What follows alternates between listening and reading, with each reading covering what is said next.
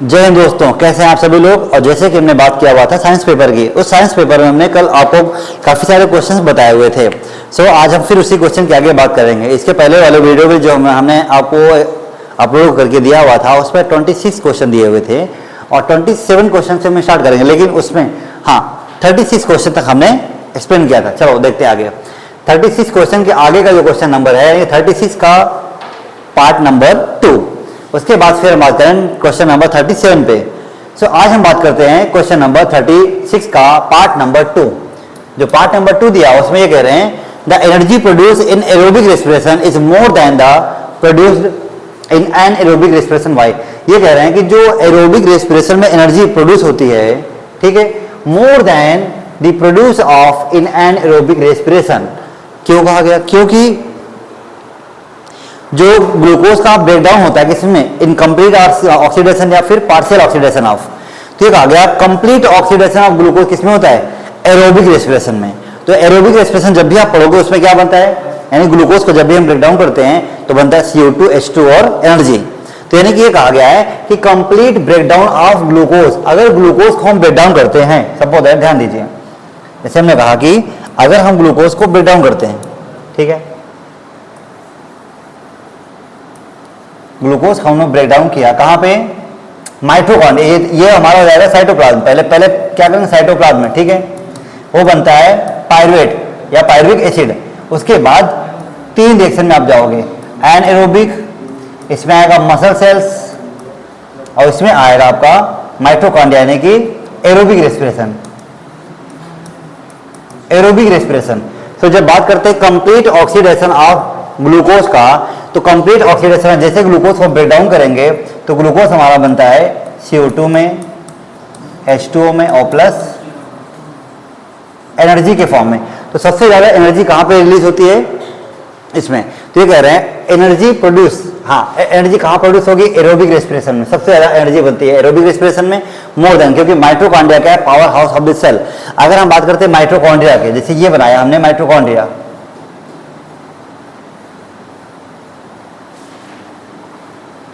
अगर हमने एक ऐसे माइटोकॉन्ड्रिया बनाया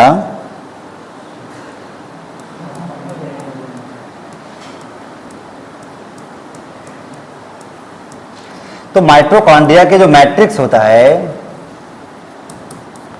उसमें हमारी होती है क्रेब्स साइकिल।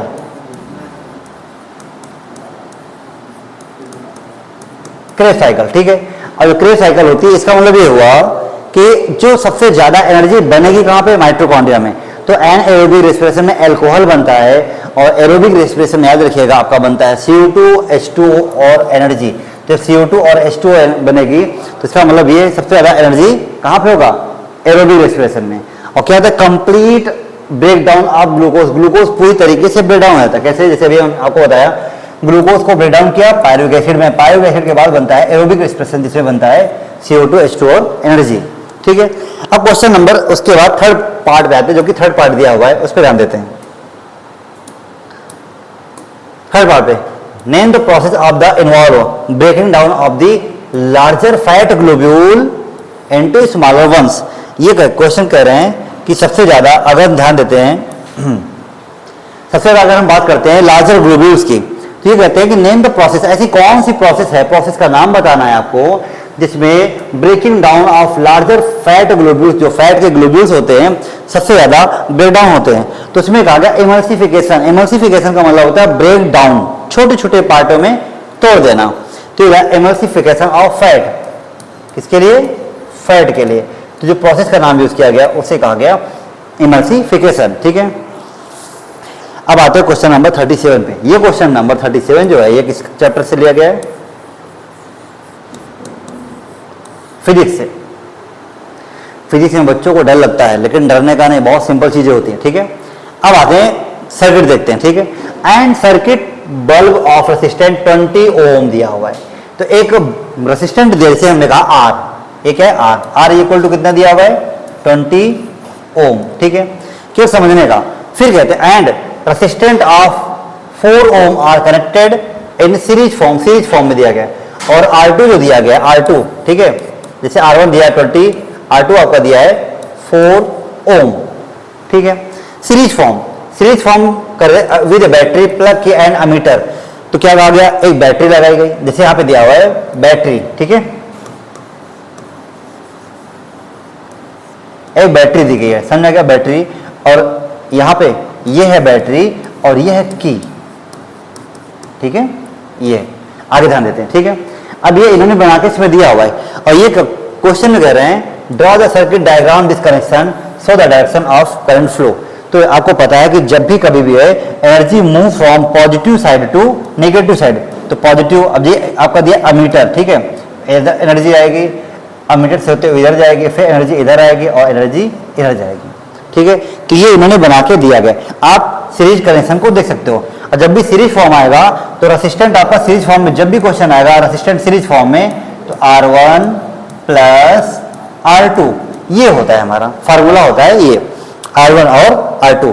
तो जब भी हम कभी ऐसा फॉर्म देखेंगे, आप एक काम कर सकते हो, इसको हम ऐसे बना सकते हैं R1 और R2 के फॉर्म में, ठीक है। आगे क्वेश्चन कहते हैं, अब क्वेश्चन ये कह रहे हैं कि calculate the effective resistant in this circuit, इस सर्किट में रेसिस्टेंट कितना हुआ, इफेक्टिव कितना हुआ है, उसके बारे में समझते हैं, ठीक है। अब आगे ध्यान देते हैं, इफेक्टिव रेसिस्टेंट अगर दिया है तो आप ये कह सकते हो effective resistant RE is equal to R1 plus R2।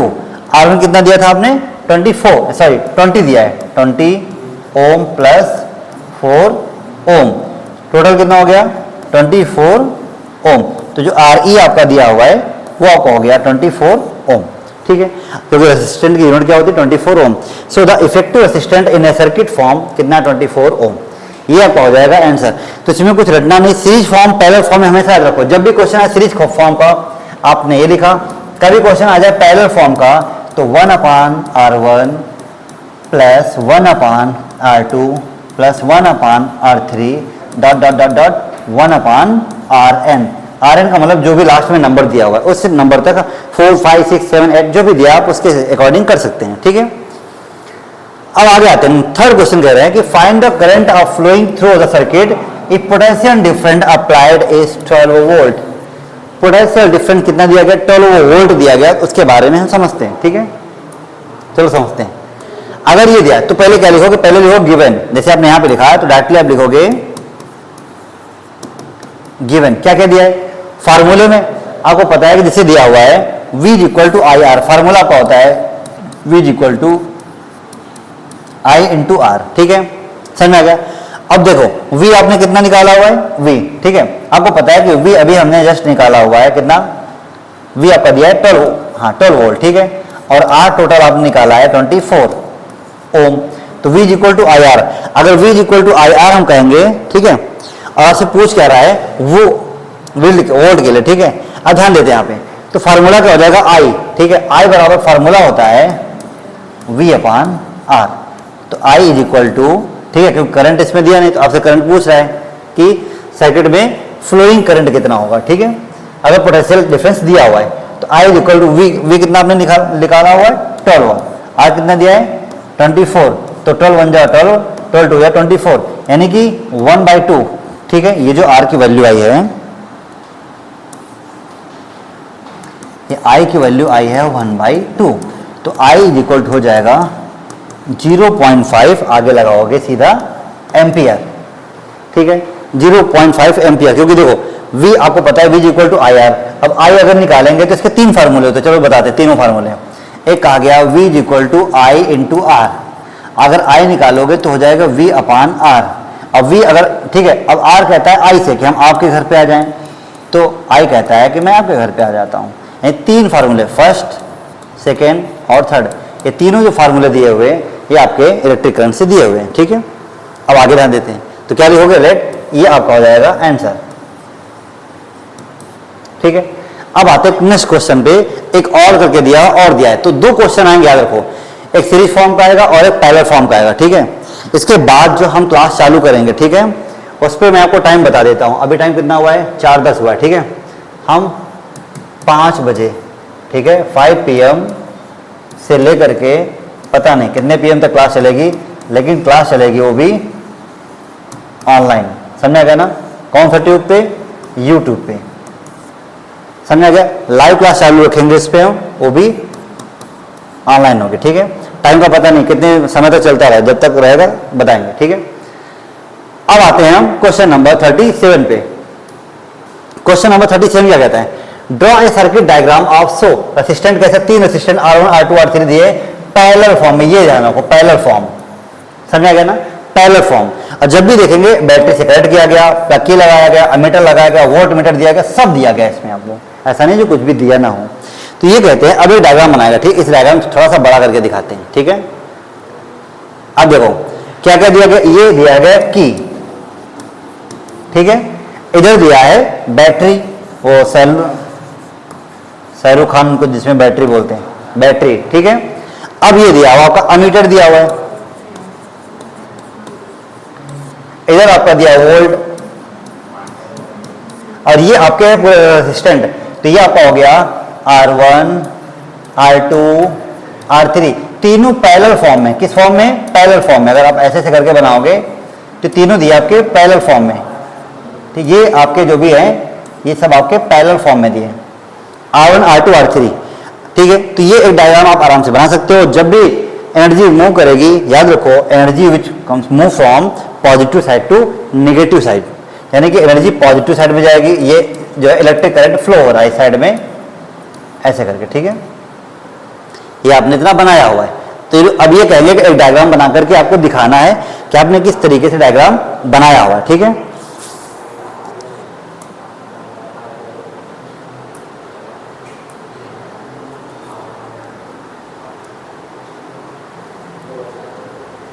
Next question पे आते हैं।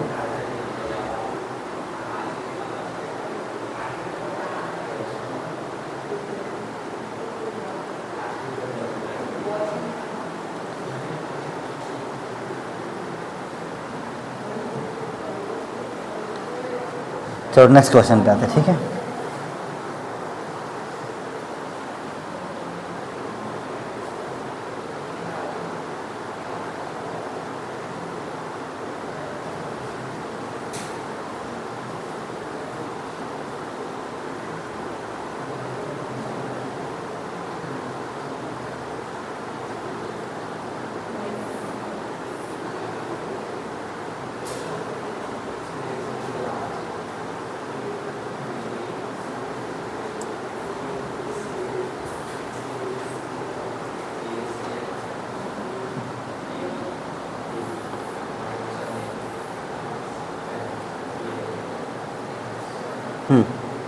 चलो इस क्वेश्चन पे आते हैं, ठीक है।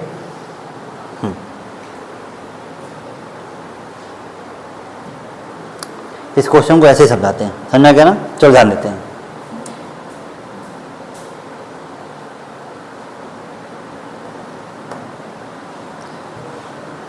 अब फिर क्वेश्चन, नेक्स्ट क्वेश्चन कह रहा है, ध्यान देते हैं। The two resistor are connected in series form में, शो कर रहा है इस डायग्राम को, आप कैलकुलेट कर रहे हैं करंट फ्लोइंग 5 ओम रेसिस्टेंस के लिए, ठीक है।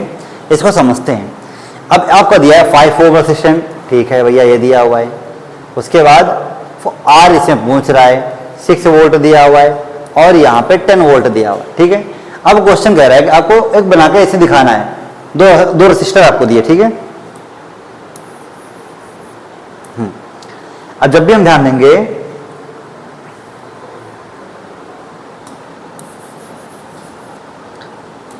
आपने ध्यान दिया, ठीक है। अरे ऐसे क्यों हो रहा है,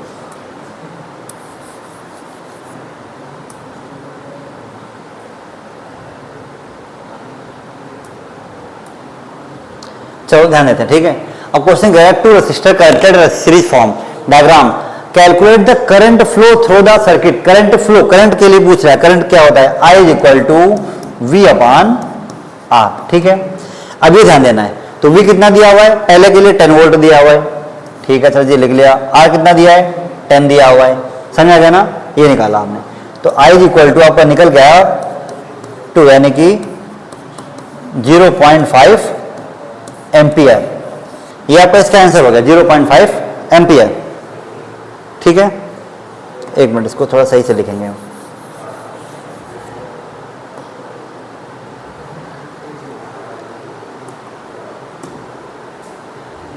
ठीक है, आगे ध्यान देते हैं। देखो ऐसे समझते केवल, ठीक है। ये वाला फाइन जरा ऑन करूं।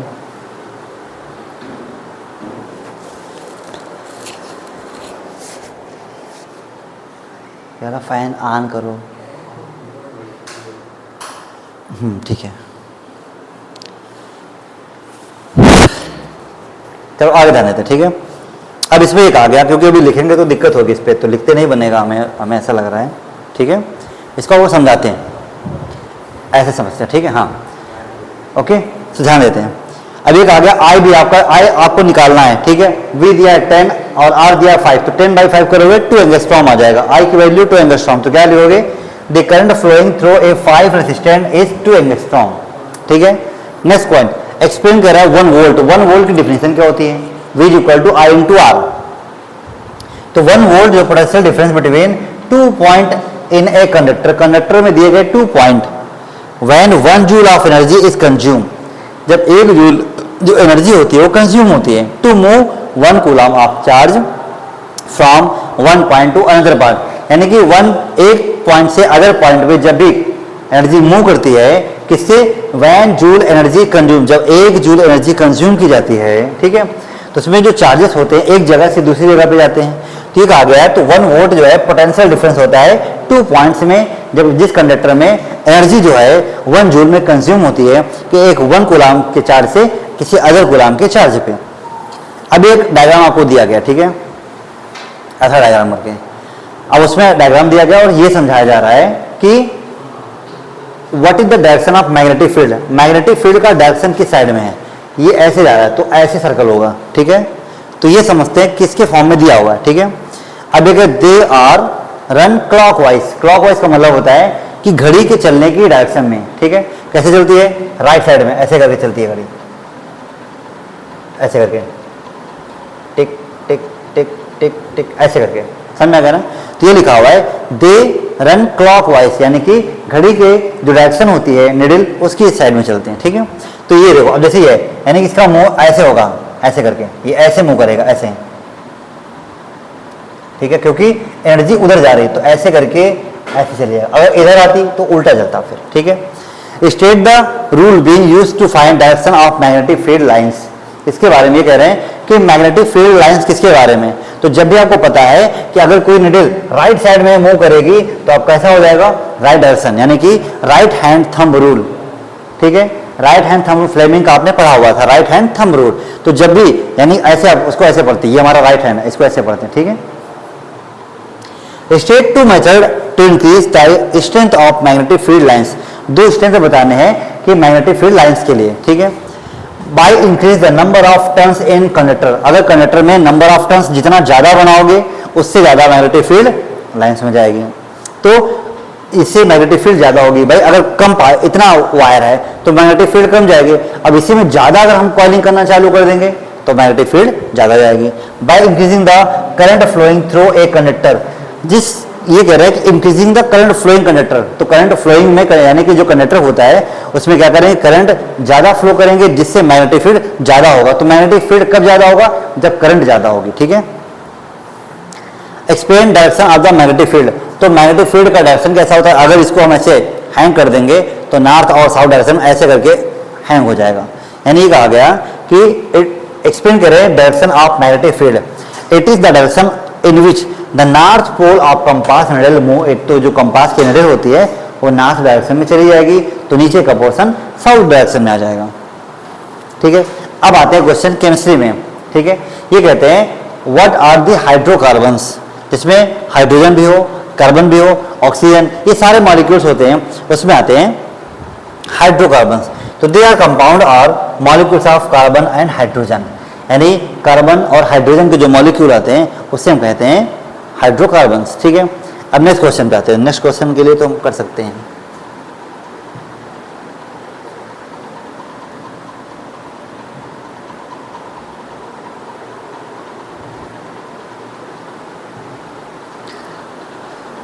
बहुत गर्मी होती है भाई।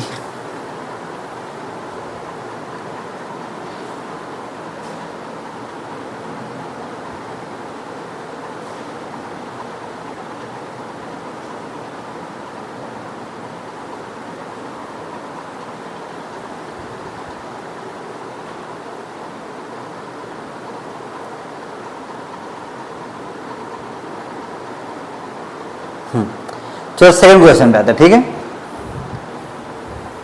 सेकंड क्वेश्चन, अब सेकंड क्वेश्चन क्या कहता है उसको समझते हैं।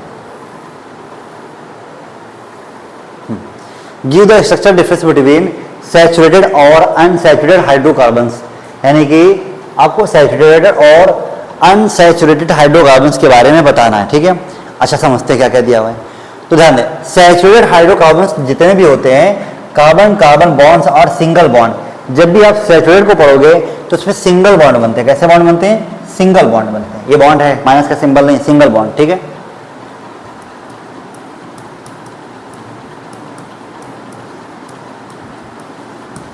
सिंगल बॉन्ड बनते, ठीक है। और जब भी कार्बन कार्बन के साथ डबल बॉन्ड बने, ठीक है, या ट्रिपल बॉन्ड बने, वो होते हैं अनसैचुरेटेड हाइड्रोकार्बन्स। तो कार्बन कार्बन बॉन्ड्स और डबल और ट्रिपल बॉन्ड्स, जनरली फॉर्मूला ये होता है।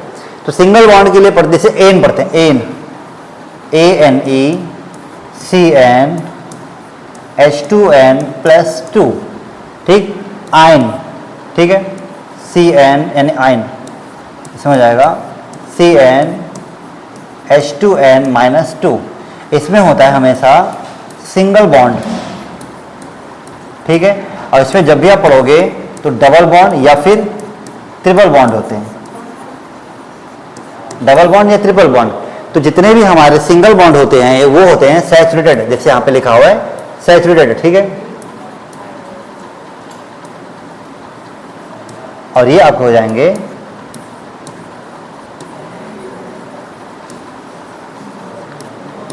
अनसैचुरेटेड फॉर्म, ठीक है, saturated form and unsaturated form. अच्छा आगे देते हैं, डायग्राम कह रहा है बनाना, आपको मीथेन का स्ट्रक्चर बनाना है। फॉर्मूला क्या होता है? CH4, ठीक है, CH4, कार्बन कितना होता है? 6 होता है, ठीक है। लिखते हैं 2,4, तो 4 जो होते हैं कार्बन के पास 1 2 3 4, ठीक है। अच्छा हाइड्रोजन कितना दिया है? हाइड्रोजन यहाँ पर 4। आपको पता है कि हाइड्रोजन कितना होता है? हाइड्रोजन होता है 4, यानी कि 2, ऐसे करेंगे 2,2, ठीक है। अब हाइड्रोजन के पास रिलेटिव हम देखते हैं, जो हाइड्रोजन होता है वो होता है 1, ठीक है। इसको बनाने होते हैं 2। अब क्या करेंगे, यहां पे अगर हम एक हाइड्रोजन दे दें ऐसे करके, तो इसके पास भी कितने हो जाएंगे? 2 2, कैसे? हाइड्रोजन का 1 है, इधर हाइड्रोजन का 1 है, इस साइड हाइड्रोजन, इस साइड में हाइड्रोजन कहता है कार्बन के एक बॉन्ड को ले लेता है, एक इलेक्ट्रॉन को कार्बन को शेयर कर लेता है, ठीक है, समझ आ गया। तो कार्बन क्या करेगा? कार्बन के पास है 4, वो क्या करेगा? पहले सारे हाइड्रोजन को एक एक दे देगा, तो हाइड्रोजन के पास 2 2 हो गए, और सारे हाइड्रोजन से फिर ले भी लेगा। तो जैसे ये सर्कल बनाया, तो आप यहाँ पे ऐसे करके एक सर्कल ऐसे बना सकते हो, ऐसे करके। तो ये जो है आपको स्ट्रक्चर दिया है मीथेन का, आप बना सकते हो आराम से, ठीक है। फिर क्वेश्चन आता है, how do organic acid differ from mineral acid, यानी क्वेश्चन ये कह रहा है कि how do organic acid differ from mineral acids. तो ऑर्गेनिक एसिड्स जो होते हैं मिनरल एसिड से कैसे अलग होते हैं, समझ आ गया। तो ये कहा गया ऑर्गेनिक एसिड्स, ठीक है, are weak acid. Organic acids कैसे होते हैं? वीक एसिड होते हैं। They are not completely in ionized, वो पूरी तरीके से आयोनाइज्ड नहीं होते हैं, बट मिनरल एसिड्स लिखने का कंप्लीटली कोराइज्ड, यानी कि दे आर स्ट्रॉन्ग एसिड, ठीक है। कैसे होते हैं? कोराइज्ड होते हैं। अच्छा अब ये क्या होता है समझते हैं इसको, ठीक है, ध्यान देते हैं। तो जो ऑर्गेनिक एसिड्स होते हैं पूरी तरीके से वीक एसिड होते हैं और पूरी तरीके से कंप्लीटली आयोडाइज नहीं होते हैं, यानी कि आयोनाइज्ड नहीं होते हैं।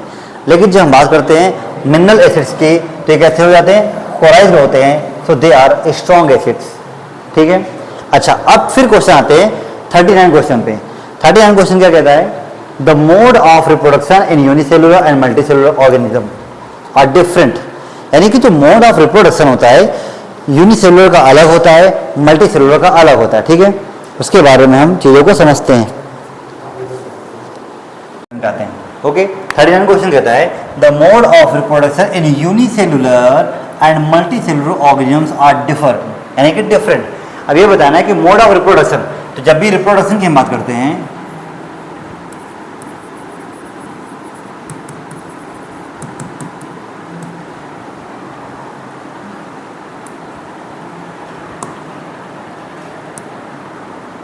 ठीक है, तो रिप्रोडक्शन मीन्स होता है कि transfer of progeny possessing feature more or less than those are similar parents, यानी कि अपने ही जैसे संतान को जन्म देना। ठीक है, हो गया रिप्रोडक्शन। टू टाइप्स का होता है, एक होता है यूनिसेलुलर और एक आपका होता है मल्टी सेलुलर।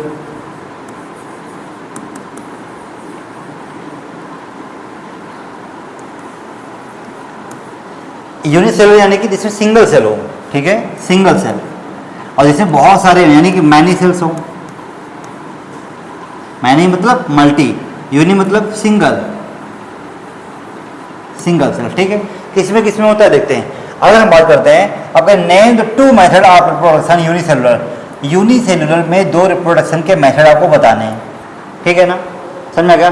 कौन कौन से मेथड, जैसे कहा गया फ्रेगमेंटेशन, बडिंग, फिजन और रीजनरेशन। रीजनरेशन का मतलब होता है कि अपने ही पार्ट को फिर से जनरेट कर लें, जैसे कि हाइड्रा। ठीक है, अगर एग्जांपल की बात करते हैं हाइड्रा, ठीक है, ऐसे करके। अब आते हैं how can sexually transmitted disease be prevented. जो सेक्सुअली ट्रांसमिटेड डिसीज इसे कहते हैं STD, sexually transmitted disease, STD किसमें, मेल्स में। ठीक है, तो should use a condom during sex to prevent transmission of many infection, यानी कि जब भी क्वाइटस करते हैं या मैटस करते हैं तो उस टाइम पे यूज करते हैं किसका, कॉन्डोम का। The sex determination test in ban in India give reason, क्योंकि सेक्स डिटर्मिनेशन में क्या होता है, एक वर्ड होता है एमनियोसिंटियोसिस। ठीक, उसमें क्या होता है कि जो एम्ब्रियो होता है उसमें 3 टाइप्स के लिक्विड होते हैं, एमनियन, कोरियन और एलेंड्रॉइस। सो एमनियन में इंजेक्शन डाल के वो लिक्विड निकालते से पता चलता है कि वो बेबी का जो सेक्स है वो मेल है या फिर फीमेल। इसलिए गवर्नमेंट ऑफ इंडिया ने पूरी तरीके से बैन किया। This is because this test may be misuse by people, बहुत सारे लोग उस टेस्ट का मिसयूज करते हैं। क्यों, who do not want a female child, जो ये नहीं चाहते हैं कि जो बेबी हो वो गर्ल हो। अगर उन्हें ये पता चला कि बेबी गर्ल है, वहीं पे उसका अबॉर्शन करा देते हैं, या फिर बेबी बॉय है कहते हैं नहीं ठीक है, अच्छा है। ठीक है, इसके लिए तो नेक्स्ट क्वेश्चन देखते हैं।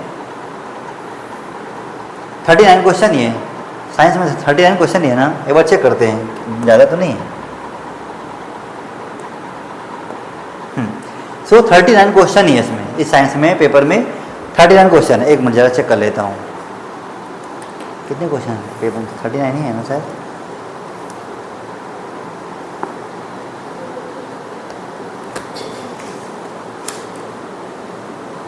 हाँ, ये इधर दिया, ठीक है। So one time now, this time we are checking now total question.